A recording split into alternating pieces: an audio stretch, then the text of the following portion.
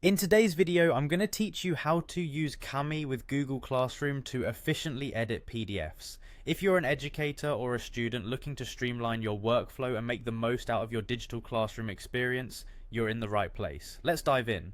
First, you'll need to ensure that you have the Kami extension installed. To do this, head over to the Chrome Web Store.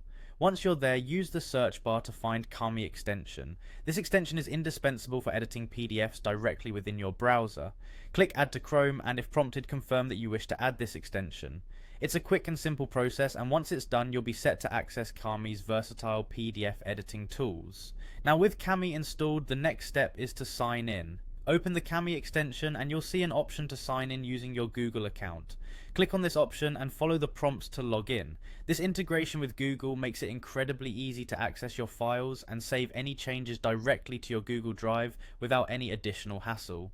With your Kami account ready to go, let's move over to Google Classroom. In your Google Classroom homepage, find the class you wish to create an assignment for, open it and click on the Classwork tab at the top. Here, you'll want to click on Create and choose Assignment from the drop-down menu.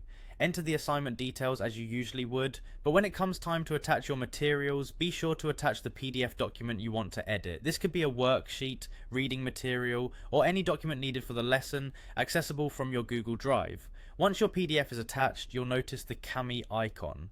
Clicking this icon will allow you to open the PDF with Kami.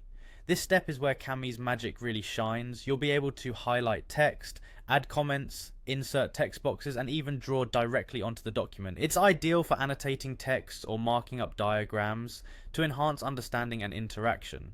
After you've made the necessary edits and annotations, it's important to save your work. Fortunately, Kami simplifies this by offering a Save to Google Drive option. Click this to save your edited PDF directly to your Google Drive. This seamless integration ensures that every change you make is quickly accessible and easily shareable with your students or classmates. And that's it. You've successfully used Kami with Google Classroom to edit a PDF.